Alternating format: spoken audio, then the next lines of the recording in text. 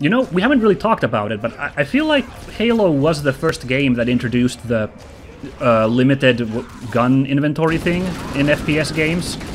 I don't remember there being other ones. Like, everyone else had the Doom logic of you just carry all your guns with you and you have free selection of them. So, this was a kind of controversial among fans of those games. Or I don't know if Halo itself was, but, you know, how ubiquitous it became. It didn't land well with the old game fans, so to speak. How do you feel about it? It really depends on the game. Like, I don't mind it particularly if it's you know, justified, but if it's simply a case of, you know, we're gonna put this because it's what everybody else does. Yeah.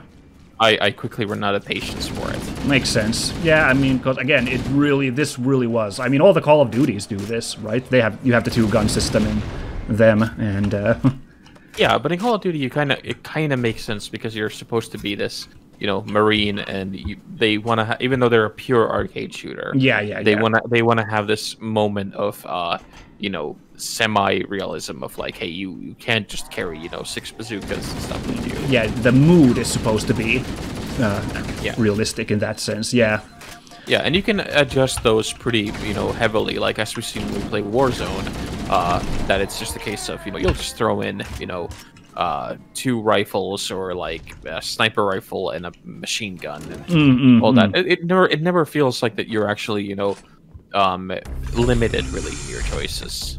No, and this game does it too all the time. I mean, enemies are constantly dropping weapons, so you can switch out. And well, it's a double-edged thing. Like sometimes you don't get the gun you want, but like it adds, you know, it adds some strategy to be like, here's the guns I have available. Here's what I gotta work with. How do I do it? So I think there is merit to this gameplay style. Yeah, and I remember they talked about it in one of the documentaries or like oral histories of the how they made this game, and the idea was that they wanted to, because at the time there weren't, like, controls weren't as evolved as what we have right now. Right, indeed. Yeah, this was still a lot of searching around for how games work for first-person shooters. Yeah, I think a lot of people forget really quickly because, well, a lot of the Halo fans today are too young to remember, and haha, here we show our age. But the concept of using a mouse to look around and even looking up with a mouse was not that old by the time Halo came out. No, Doom, the original Doom, does not have a naturally mouse look, and that's 93, so that gives you like an idea. Right. I think it was, I think by Quake they had to have that, since those were like real 3D environments versus, you know, Doom has fake 3D, so to speak. It's made to look 3D, but it is like kind of still a 2D world. I'm bad at explaining it, but Quake was actual real rendered 3D, so...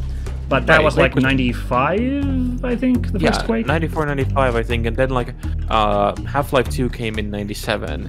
The first Half-Life, you mean? Yeah, the first Half-Life. So, like, it was only 2-3 years, and like, it was at a time when people were still getting kind of used to the idea of the whole mouse and keyboard stuff.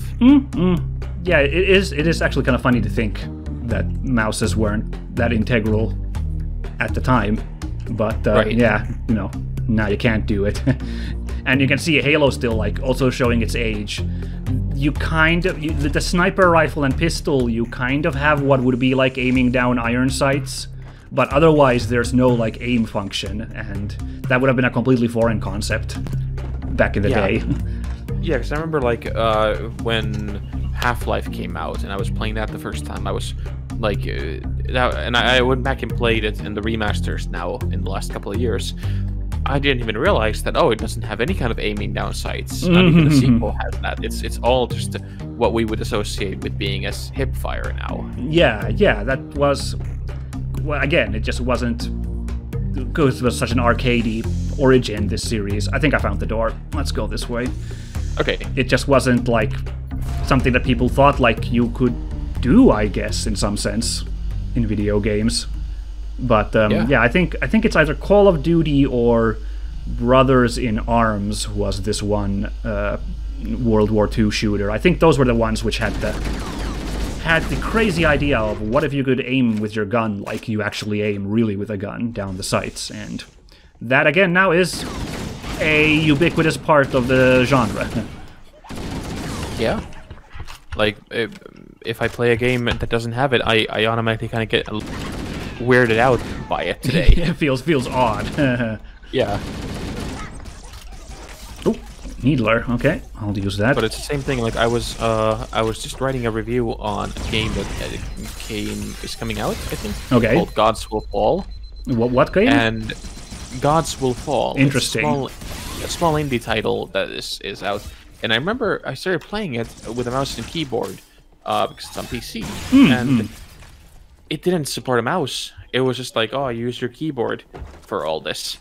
And even though it was like a isometric kind of adventure action hack and slash game, right? I was instantly looking for the controller because I could not imagine playing it without a mouse. Like, even if it's funny, even if it's like just rudimentary basic functions like Yikes. scrolling the map or something like that. No, I'm not going back to full keyboard controls. Yeah, I get that. I have some past with working with a bunch of emulators, so it's kind of in my backbone.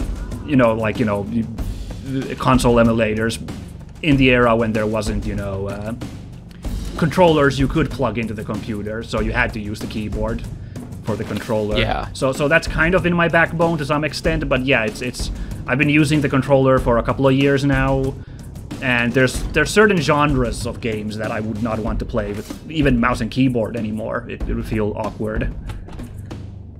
Like the first actually, I think all 3 Dark Souls I still play with a mouse and keyboard, and I remember telling about that to a colleague who also had played Dark Souls. I mentioned, yeah, I played it with a mouse and keyboard, and he was like, really? And he had this look like I had just said that I, like, collect my toenail clippings in a box in my cupboard or something. Oh, sure, that's weird. Yeah. So, yeah, I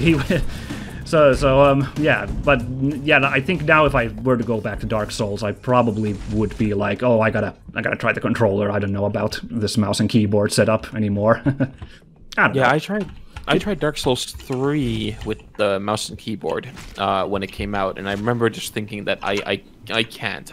I literally cannot do this. Okay, yeah, it makes sense. If it's a game where you have to aim, that's when I want mouse and keyboard. On the converse, I don't like aiming with a controller, like aiming to shoot or. Oh yeah, I don't think that's too a controversial position. Like yeah. Like I will play almost all 3D platformers. Oh, I'm dead. Me too. I actually went off the edge of the bridge, although nicely I found out that the bottom world is modeled. We were there at the bottom earlier. That's kind of nice detail. That's pretty cool, yeah. Yeah. Yeah, but like for example, the new Tomb Raider games are, technically made for consoles and they're third-person games, but since there's so much shooting in them, those I can't play with a controller. I really wouldn't want to. Oh, I played the first one of them on a controller, and I remember I kinda enjoyed it, but by the time the second one came out, I was fully on board with the keyboard and mouse. And yeah. No going back. Yeah, that's my vibe too. Like, if it was melee only, I think I'd be okay with the controller, but since there's so much getting headshots with the bow and arrow, I'm sure it's been thought out. Like, I'm sure it works fine with a controller. It's these developers do think about this, but it's such a personal taste thing for me as a longtime PC player. It's just, feels weird. Be careful, I'm dead. Oh, good call. I will back off a bit then. Let's see if it's... But yeah, I remember when I was younger, when I started first playing with a console.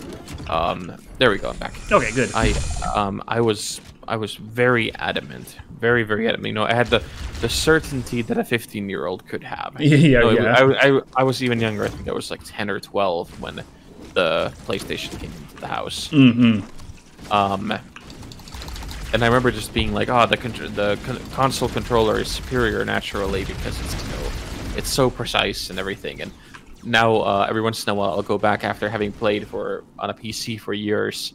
And I've got all the consoles in the house, and I enjoy playing with them, so it's not a case of that. But I'll go back and I'll try like something like I tried Warzone on the PlayStation, just out of curiosity, and like I couldn't even hit, I couldn't hit a wall if I was inside a building. Oh, okay. I know I don't want to try that myself. That sounds really no bueno. It was kind of painful, yeah. I remember my friend being a fan of sniping in Killzone on the PlayStation, which is funny because most people hate sniping in that game, but he thought it was really cool how you could like move the sniping cursor around on the screen rather than the whole thing moving around. I don't know if you remember at all Killzone. I was never a fan of the Killzone games. I remember trying them, like each one of them I tried. Right. And just within minutes of playing them, I was really done with them because of the clunky controls. Okay, so I believe you would not agree with my friend in this situation then. But I get that. It's haven't played them myself either, so I can't really comment on that. They've got a really healthy fan base of people who seem to really like them.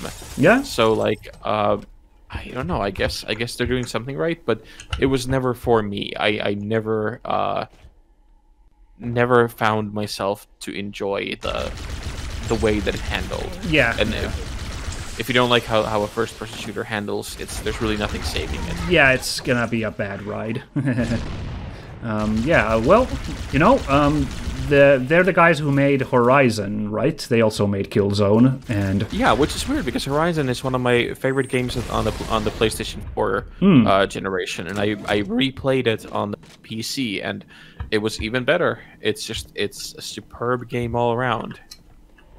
Well, but Horizon got a surprise PC port, so maybe with some luck, maybe Killzone might land better if it ever got a PC version. I don't know. You never know with Sony these days. Yeah. Wow, we just like stealthed this whole room. A bunch of poor guys got melee clobbered. Ooh boy, and I got blown up.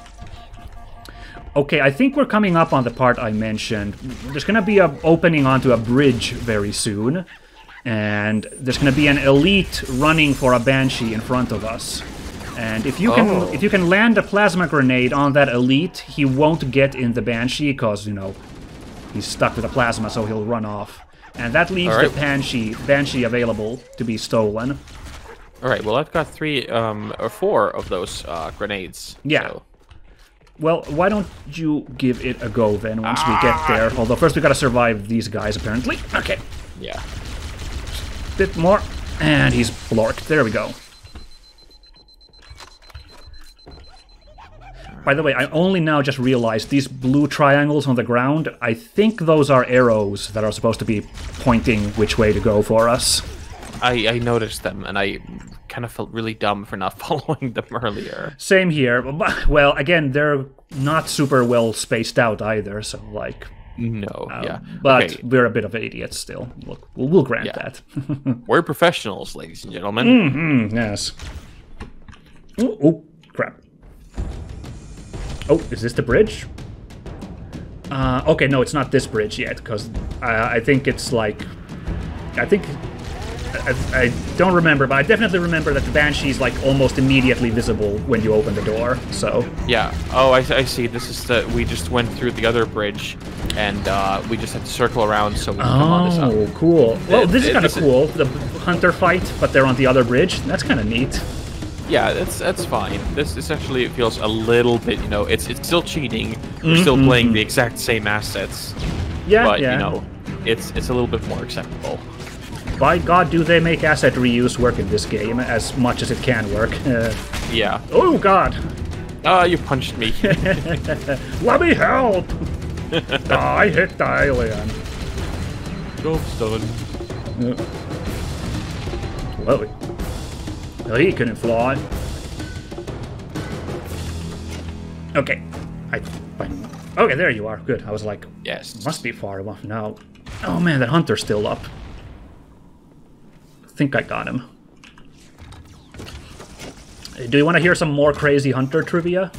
after the last time, because I went to look up that. I was like, did I get that whole Blood Brother stuff correct that I talked about last time? And I did, and I only got half of the crazy when I read about hunters. I think on the same Halopedia. So a single hunter is not a single entity. It is a hive mind collection of worms that has, like, clustered inside that hunter armor.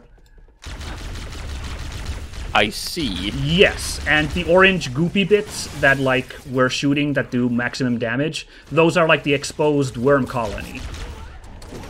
And that's another one of those things where I'm like, did they intend it to be that when they made the game like this? Because, I doubt it. Yeah. I'm gonna hit X for doubt. Yeah, because at first I was like, that's so ridiculous, that's bullshit. But like I looked up some like high-res pictures of hunters, and they do have like this kind of wrinkly matter in those orange bits, which could be a mass of worms if you imagined hard enough. If you look very carefully, yeah. Yeah, so I'm like, wow. So yeah, that was like, oh, okay then, when I read that. And yeah, that's why they become blood brothers, is when one hunter, like the colony grows too big, it like splits into two entities. And they like feel a kinship because they used to be one hive mind, basically. It seems very contrived, but okay, let's go with that. Let's go with it, yeah. I mean, the hunters do look kind of weird, really, honestly, when you look at them. They don't have, like, a face. They have, like, a weird flat surface, so, you know. Yeah. Oh, here you are, demoing that for us right now. Oh, yeah, you can see the little squishy bits coming out, like pumpkin soup. Yeah. It's apparently that's supposed to be worm matter. I see. Well, yeah, we'll go with it. No reason not to. Yeah. But I just like the idea that then the wiki explains how, like, despite being a hive mind, they do, like, have, like, personalities and stuff, and they're, like, apparently very, very philosophical and everything.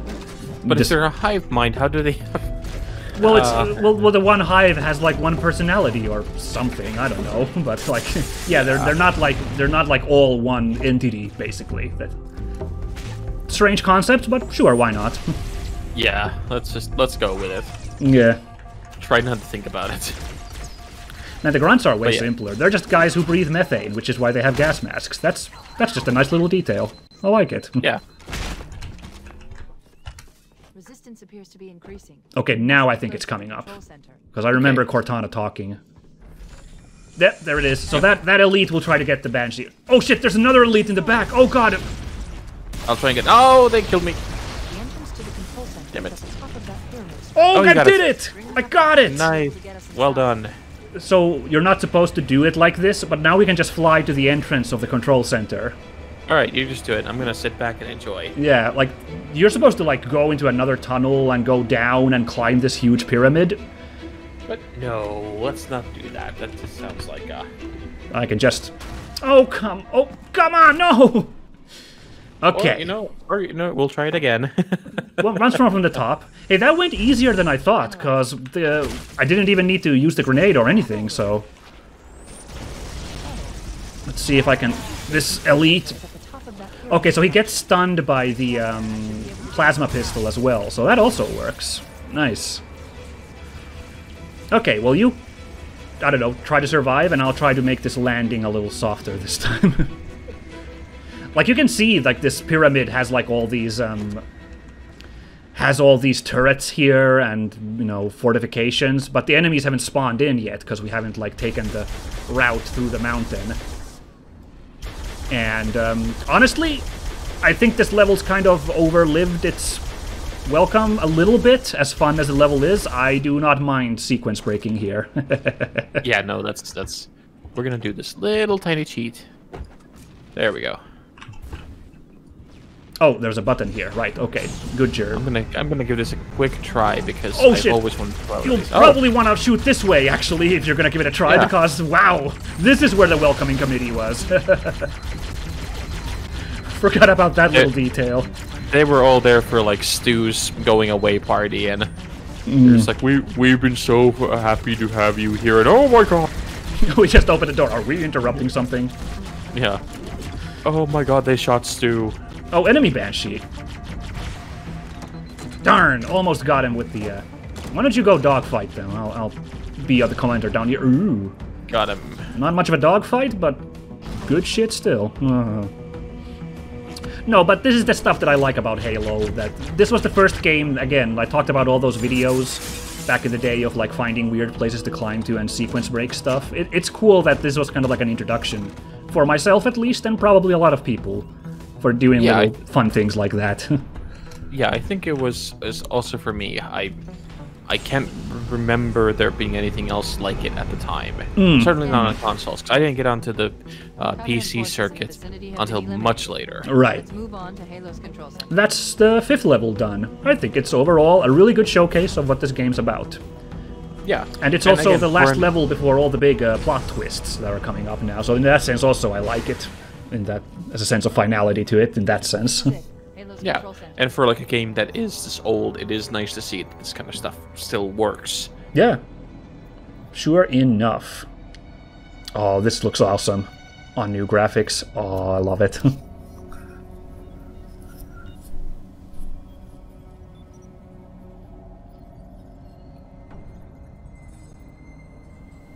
Oh, so Halo orbits that planet then.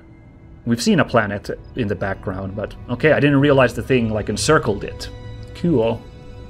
Which means that that planet must be really small then.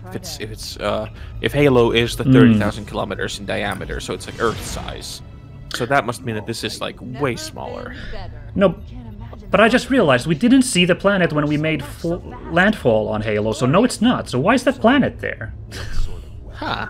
What are you talking about? Forget about it. That's not the important part right now. Let's listen to Master Chief be snarky. Yeah. A cudgel, you barbarian. It's something else. Something much more important. The Covenant were right. This ring, it's Forerunner. Give me a second to access. Yes, the Forerunner built this place, what they called a fortress world, in order to... Wait. No, that can't be. Oh, those Covenant fools. They must have known. There must have been signs. Slow down. You're losing me. The Covenant found something. Buried in this ring. Something horrible. And now, they're afraid. Something buried. The Wait. captain. We've got to stop the captain. Keys? What The are we... weapons cache he's looking for. It's not really... We can't let him get inside. I don't understand. There's no time. Get out of here. Find keys. Stop him. Before it's too late. Okay. It's great how in these stories and this kind of trope that there's no time to explain. You have to go and stop it, and it's like literally saying right away that there's a plot twist coming. And so much problems could be solved if you took the moment, like 10 seconds to explain what the problem was. Exactly. But here we are. We just gotta go in. Don't know what's going on. Something crazy.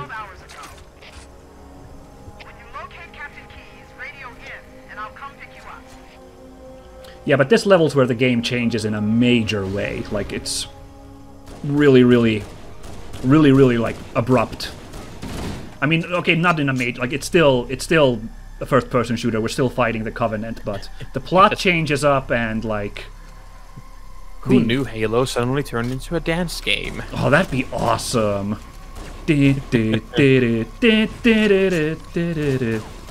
Oh, but I certainly hope it'd be an easier dance game than the Yakuza dancing mini-game. God, that disco is hard. Yeah. Yakuza in general is not really like... how do I put it? It's not friendly towards anybody. It's like we're gonna do it this way, and if you can't handle it, then you suck. I guess so. Yeah, maybe comes with the beat 'em up territory. I don't know, but yeah, the disco one. Like I have to move the cursor and hit it on time and try to cover as many squares as possible. Good lord. Yeah. Freaking a surgery minigame would be easier.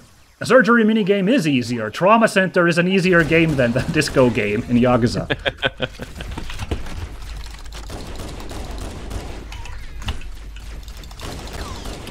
So it was a little hard to notice here as we began this level, but these Covenant are all kind of running in fear before we even show up. Isn't that mysterious? Like they start out running at us like, help! So, promises that only good things await us in this facility that Keys was not supposed to open. Oh, goodness. I see these guys are trying to be hiding in the cupboard tactic instead. Didn't work out so well for them either, now did it? No. I mean, we're so used to seeing these guys run away from us that it's really weird to see them run away from anybody else. Especially, apparently, something that is less scary than the Master Chief, if they're just gonna blindly run into his arms. Oh, sorry, I mean scarier than the Master Chief, yeah. Yeah. And we are pretty scary. Well, doing a pretty good job. The other humans don't do this bang-up of a job killing Covenant, I don't think, so... Yeah. But also, you know, notice the atmosphere is indeed much spookier than it's been previously. Yeah. Interestingly, and this is something weird, check out the original graphics. For some reason, this level is really well lit. Oh, even though it's the horror level. Right. When you would think that this would be the one level that is not well lit. Oh, that's really, really funny. Alright then. I guess that's how Bungie rolls. Yes. Oh, what is... We're gonna make your horror super well lit, so you can see it. I mean, thanks. I guess. Oh. Okie dokie. He was not feeling too good, apparently. No. One of those things.